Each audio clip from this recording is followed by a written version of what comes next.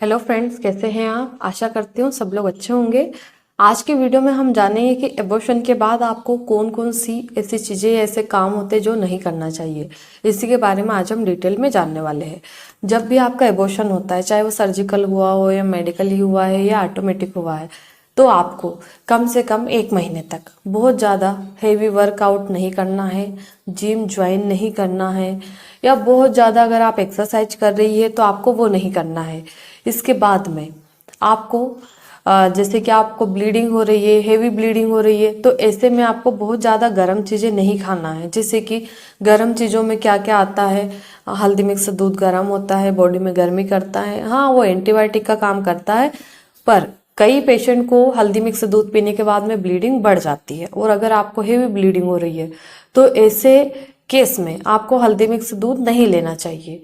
इसके बाद में एक आयुर्वेदिक काढ़ा होता है जिसमें कि लौंग, काली मिर्च, अदरक, अजवाइन, गुड़, ये सब चीज़ें मिला के उबाल के उसको पीना होता है। अगर आपको हेवी ब्लीडिंग हो रही है तो उस केस में आपको काढ़ा भी नहीं पीना है। इसके बाद में जैसे कि कुछ मेडिसिन आती है जो बॉडी में बहुत ज़्यादा गर्मी करती है, तो वो आपको अपनी डॉक्टर की सलाह से ही लेना है, अपनी मर्जी से आपको कोई भी दवाई नहीं लेना है।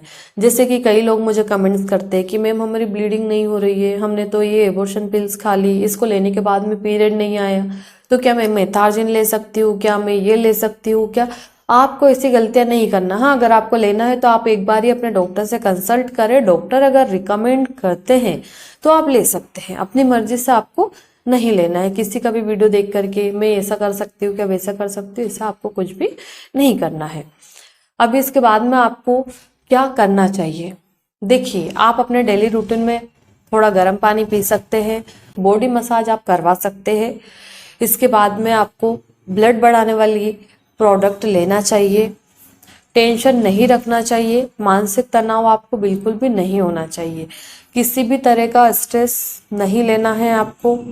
इसके बाद में आपको बहुत ज़्यादा लंबे समय तक हेवी वर्क नहीं करना है, जैसे कि ऑफिस का लोड है आपके दिमाग में, या फिर आप बहुत ज़्यादा वजन उठा रहे हैं, किचन की साफ सफाई कर रहे हैं, घर की साफ सफाई कर रहे हैं, तो ये ऐसे काम करने से आपको बचना चाहिए।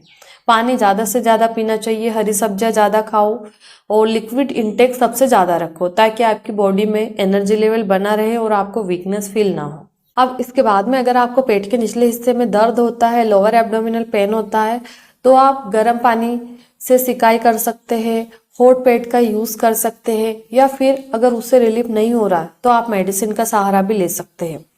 दूसरी बात, पेशेंट चाहते हैं कि हम रिलेशन कब बनाएं, तो कम से कम आपका एबॉर्शन कंप्लीट होने के 2 हफ्ते के बाद में ही आपको रिलेशन बनाना है, इससे पहले नहीं बनाना है।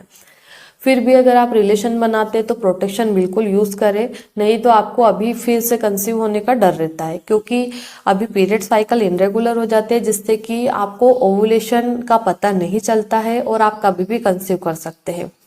कई बार ऐसे पेशेंट भी होते हैं जो कि अभी एबॉर्शन कंप्लीट हो गया, फिर से उनने रिलेशन बना लिया, नेक्स्ट मंथ पीरियड नहीं आया, फिर से हम चेकअप करवाते हैं तो उसमें हमें पता चलता है कि आपको तो फिर से प्रेगनेंसी रुक गई। तो ऐसी गलती आप लोग ना करें। अगर आप रिलेशन बना रहे तो प्रोटेक्शन यूज करना है, और कम से कम 1 मंथ तो आपको अवॉइड करना चाहिए रिलेशन बनाने के लिए।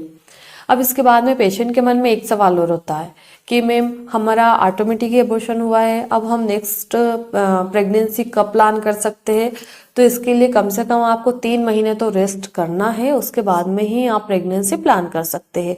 प्रेगनेंसी प्लान करने में आप जल्दबाजी ना करें, क्योंकि हो सकता है आपने अभी प्रेगनेंसी प्लान की, फिर से मिस्ड एबॉर्शन हो सकता है, बेबी की ग्रोथ नहीं हो रही है, या आपकी यूट्रस वीक हो गई है तो वो बच्चे का वजन नहीं झेल पा रही, प्रेगनेंसी कंटिन्यू नहीं हो पा रही, कंसीव होने के बाद में आपको बार बार पीरियड्स आ रहे, ब्लीडिंग बंद नहीं हो रही, ऐसी समस्या हो सकती है। और अपना रूटीन चेकअप आप जब भी डॉक्टर आपको बुलाए वो आपको करवाते रहना चाहिए।